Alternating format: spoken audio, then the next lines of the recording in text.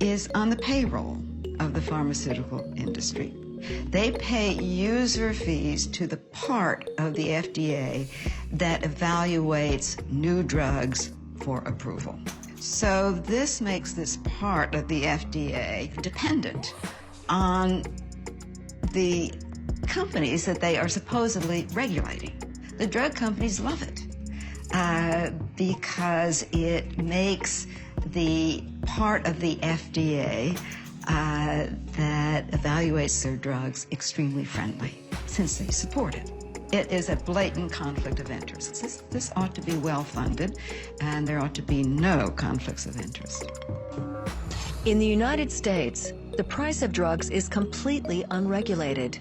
As soon as the FDA approves a drug, the pharmaceutical companies are free to impose their prices. Elected officials, Democrats and Republicans alike, persist in trying to force manufacturers to lower the cost of new treatments, in vain.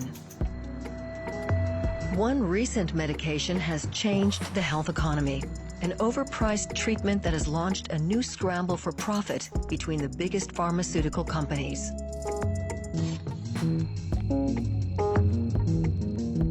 This is a major American discovery, a new treatment against hepatitis C. It helps cure the often deadly chronic liver disease by eradicating the virus. Sovaldi, made by Gilead, the world's 10th largest pharmaceutical company, was launched on the U.S. market in 2014. The price of the 3-month treatment? $84,000. That's $1,000 a tablet.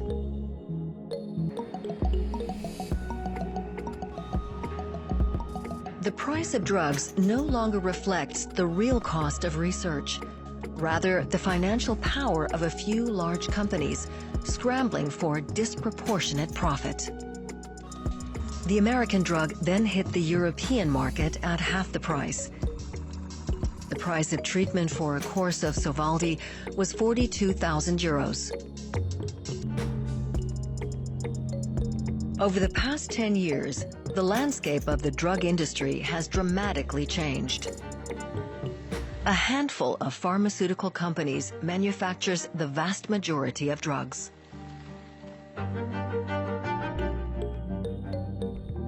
One of the world's top 5 is Swiss company Novartis.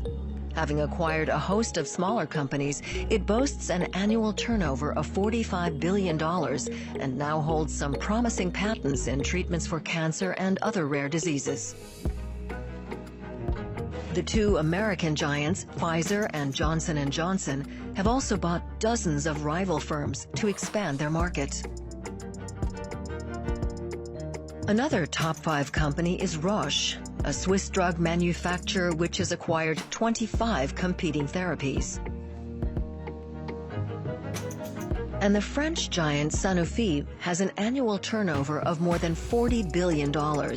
It too has bought a dozen pharmaceutical laboratories in Europe and North America. With each having 100,000 employees, these multinationals make up the global market commonly known as Big Pharma. To maintain their monopoly on certain diseases, large laboratories are accused of playing down or hiding from the health authorities some of the results of their clinical trials. The upshot is that some of the drugs released on the market trigger serious side effects in the patients they are supposed to be treating.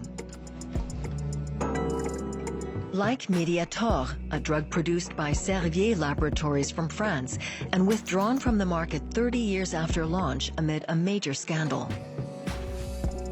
Or Depakine, an epilepsy treatment, one of the world's most widely distributed drugs in the last 50 years. Made by the French giant Sanofi, the drug, while effective, is at the center of a huge health scandal in Europe. Its use has been proved to be extremely dangerous for the unborn child in pregnant women. Under pressure, the American pharmaceutical lab lowered the price of the 3-month Sovaldi treatment in France from 42,000 to 24,000 euros. A U.S. Senate commission revealed the company's confidential marketing strategy. Thus, treatment for hepatitis C using the generic drug produced by Mylan costs less than $80. Available only in developing countries. In the Northern Hemisphere, a course of treatment still costs tens of thousands of euros.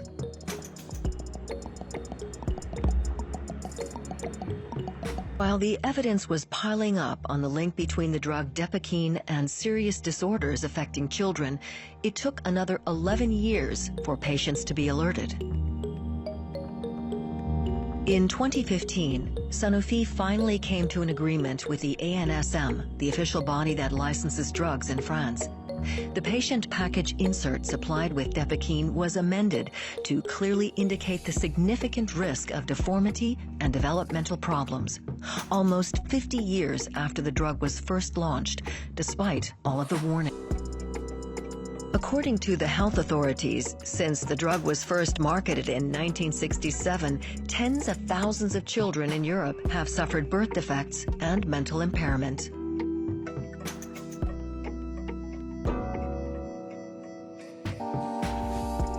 Only after a 2-year battle was Marine Martin able to ensure a warning would be affixed on the Depakine label, like those found on alcoholic drinks.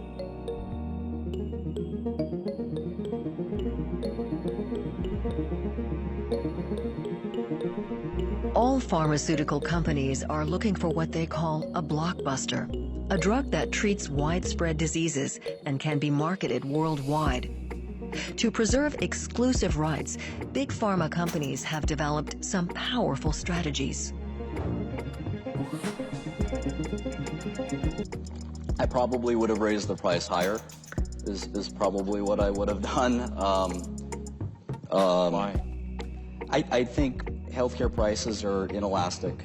I could have raised it higher and made more profits for our shareholders, which is my primary goal. And again, no one wants to say it. No one's proud of it, but this is a capitalist society, capitalist system, and capitalist rules. And my investors expect me to maximize profits, not to minimize them or go half or go 70%, but to go to 100%. An immoral increase, maybe, but perfectly legal. Europe, while expensive, the cost of the new Lucentis eye treatment was still only half what it was in the United States, where prices are not controlled. The drug was marketed by Swiss laboratory Novartis. Avastin is sold by the other big Swiss laboratory, Roche, which bought out the American company Genentech. Thus, almost all patients treated for AMD were given an injection of the more expensive products, including the one made by Novartis.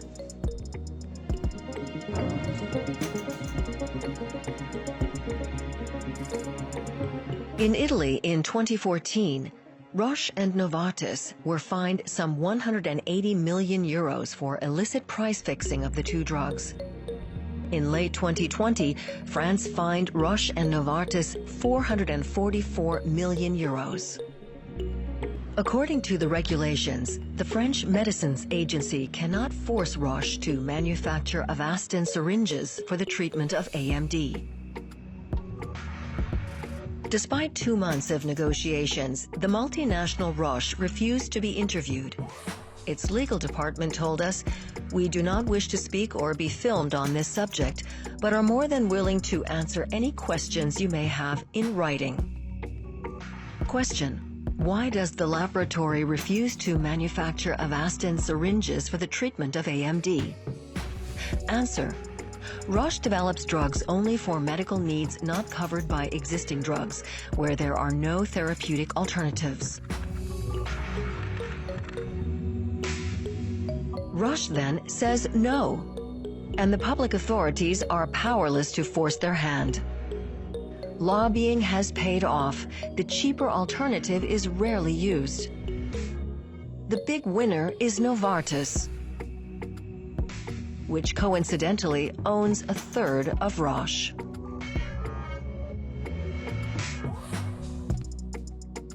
With the appearance of new gene therapies to treat certain cancers or rare diseases, prices are still increasing, reaching several hundreds of thousands of euros.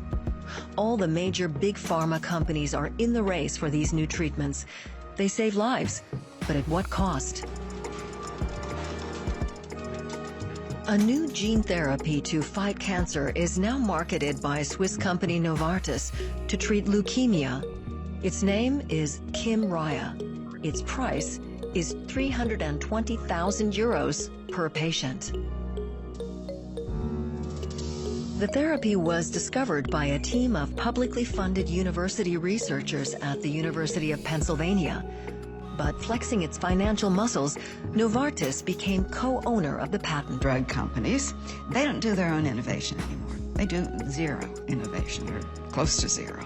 The innovation still comes from NIH-funded research. What we're seeing now is a big change that I think is terrible. And this big change is, instead of being focused almost exclusively on the size of the market, on volume, it's now focused on price. They acquire a drug that's effective against a serious disease, multiple sclerosis, cancer, serious disease that people will pay almost anything to get, and jack up the price so that it can cost hundreds of thousands of dollars for a year's treatment. I mean, hundreds and thousands of dollars. It's a very cruel business model, because if you can't pay for it, you don't get it.